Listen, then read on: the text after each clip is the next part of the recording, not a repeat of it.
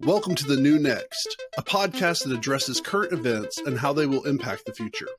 Co-hosted by the inquisitive public speaking champion, Mike McVeigh, and energy, economics, and technology expert, Matt Jensen. Join us as we explore all things energy, economic, tech, and political, and how they will affect our future. Right. All right, we'll move back, at least on our timeline. This article actually didn't open up for me because it says you have to be a paid subscriber for New York Times. Okay. But I kind of talked a lot more on the previous one, so this makes it where it evens out. So Matt,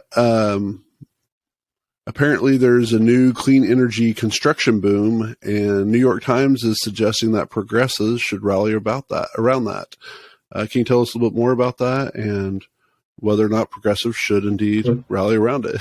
Well, I think that they're encouraging it. So what we saw recently, that there was part of Joe Manchin agreeing to the act that they passed recently, the Inflation Reduction Act, to invest heavily in renewables, was an agreement with with the Progressive Caucus being part of this, that they would support permitting reform, and this permitting reform would streamline stuff for like pipelines and stuff like that.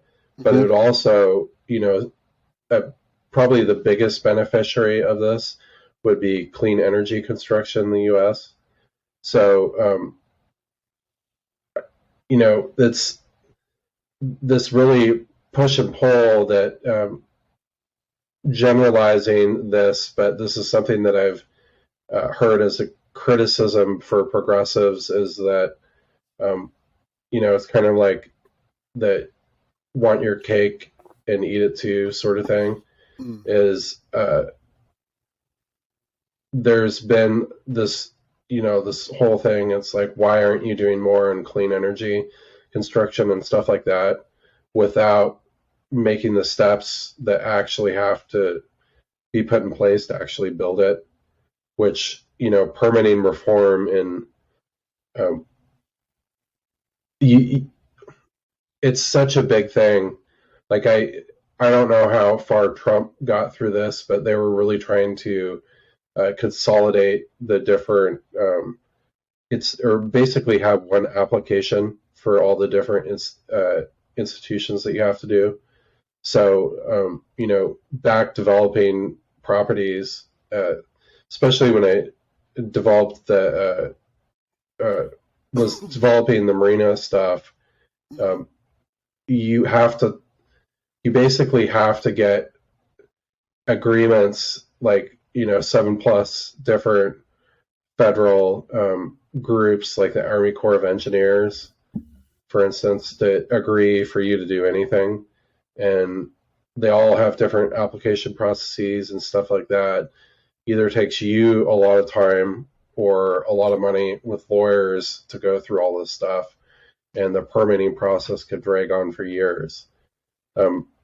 Streamlining that process, where you can kind of get all the information that needs to be there to properly explain the project and also mitigate any sort of environmental effects, but be in a general kind of goal of development, then that would totally change this thing. But it's kind of, there's this whole, like we've talked about before, the NIMBYism, the not in my backyard stuff. And I think this is really kind of where it's been, is it's hard. You're going to be in a place without really some of this permitting construction reform, where you're shutting down stuff without replacing it, basically, which is a lot of what we've run into over the last couple of years, is kind of the instability of shutting stuff down, like nuclear plants, for instance, but not having the robust grid level energy stuff to come back in and really replace it. So it's unfortunate because it was an agreement. They got it passed, and then basically like a week after, they were, this group was just like, F no, we're not gonna. He can't trust us. Why did he trust us? We're not going to do that. So, goodness. But so this whole article is really about encouraging progressives to rally around kind of permitting reform and stuff like that, because it's basically needed to actually get this going. Otherwise, it's just not going to really go anywhere. So that's crazy. I mean, it's not a surprise, but how much politics politics, even if it was another country in a dictatorship or something, it would be interesting to see how advanced the world would be if we trusted, if politics weren't nearly as involved. But then again, we might also have blown half the earth up because it's like, oops. So there's a place for it. It's just it's just so frustrating. You agree to something that Manchin probably was thinking like, yeah, these guys are going to sign it, and but they're not going to follow through. And they're like, oh no, we're going to follow through. We're going to follow through. He's like, yeah, this is why I don't trust you guys. This is why I seem more like an independent than a Democrat, because every time, totally. It's like intentionally, it's stinky. So, mm-hmm.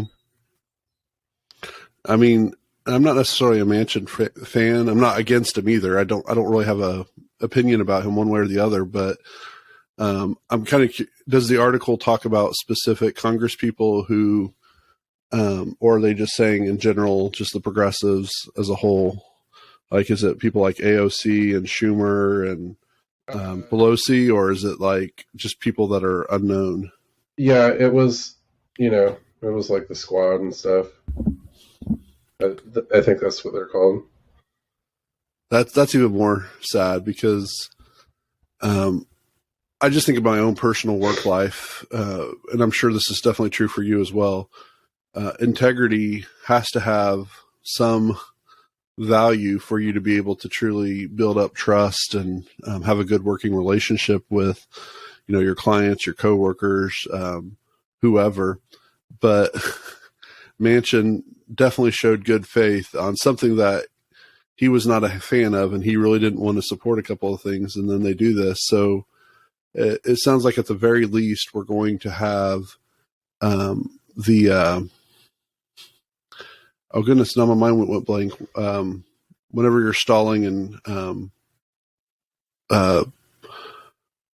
Deeds goes to Washington, the thing that Manchin said he wasn't going to vote against, that the Democrats are trying to get rid of. It's the thing that was stalling.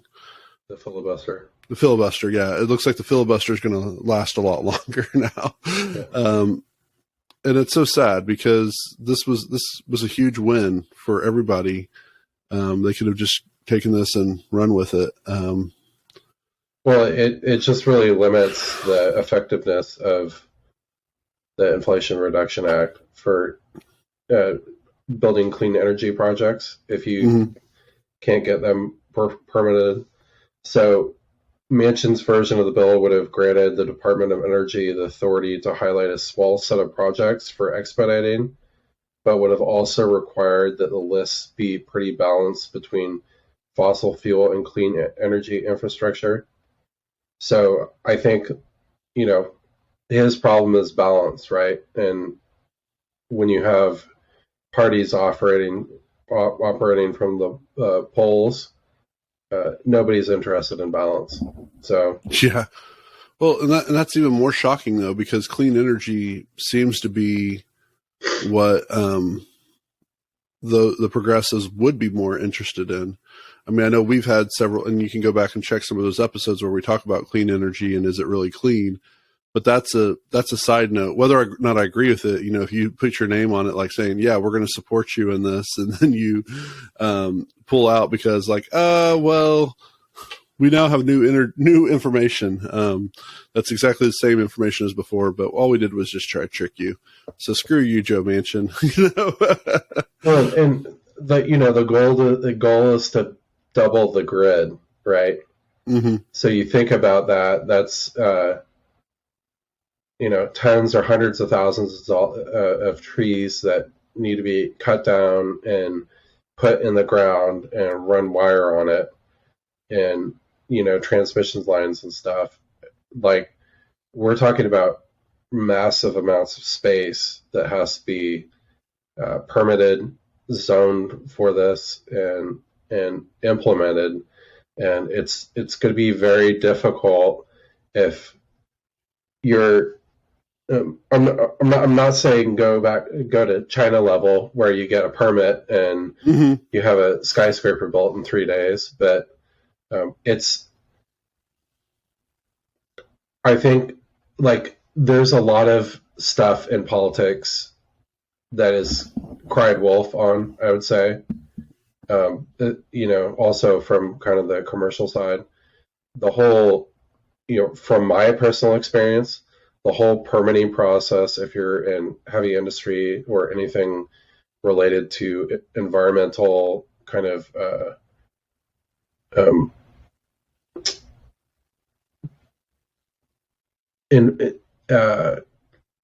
basically environmentally sensitive areas, so around water, anything like that, it is very, very difficult.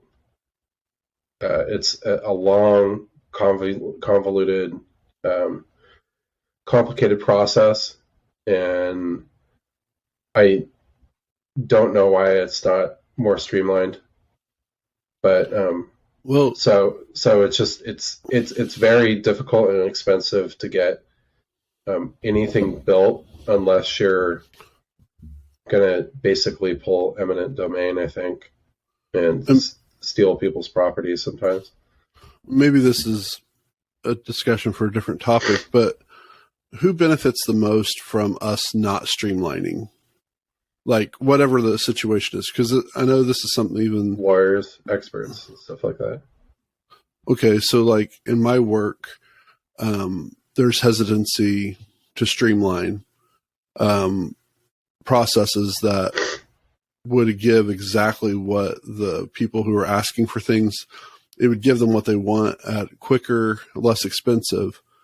So, and my work at least doesn't necessarily deal with the lawyers and stuff as much, but why is there such a hesitancy to streamline? Is it because it's change, or, is someone else making, and I know you said lawyers and stuff, but are there other people making money that's where it's actually a good thing that the process isn't being streamlined? Well, I think complexity adds differentiation for business people a lot of times, and it's kind of like, so if you run a environmental law firm where your whole job is basically helping people develop projects and stuff, you don't want, well, maybe let's use a different comparison. Okay. So there's been people that have talked about, I think Ted Cruz talked about flat tax and the goal to be able to get your tax return so you can file it on like a little note card. Mm-hmm. Stuff like that will never, in my opinion, be implemented by law, because if that's the case where anybody can do their taxes, you have entire industries of accountants, lawyers, and stuff like that that go away overnight. There's really not a lot of use for any personal accounting anymore, unless you're kind of like over a certain income level for bookkeeping and stuff. So there's a lot of industries where basically the fact that there's complexity in there provides opportunity for people. And yeah.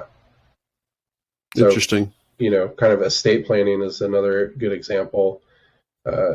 where estate planning lawyers, life insurance companies, for their high net worth clients that want to pass on the estate, oftentimes, usually trusts with life insurance are utilized to kind of like, to have kind of estate planning arrangements on that.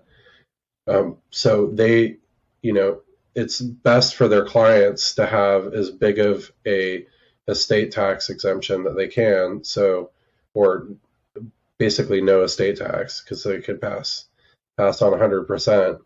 But there's, if that's the case, then there's no need for their products, right? Mm-hmm. So if you're truly advocating for the best interest of their client's pocketbook, you're going to be advocating for getting rid of the estate tax. But then this whole industry goes away. That's hundreds of billions, if not trillions of dollars. So gotcha. So it's kind of like, I think sometimes there's a balance off of job creation. Mm-hmm. You don't want all these jobs going away. One of those things I'm kind of curious with that too is with, like the whole trucking sort of stuff. If you have self-driving trucks, what do you do about the 1 million plus truckers that are out of work? So, well, that's a discussion I would like to have, but yeah.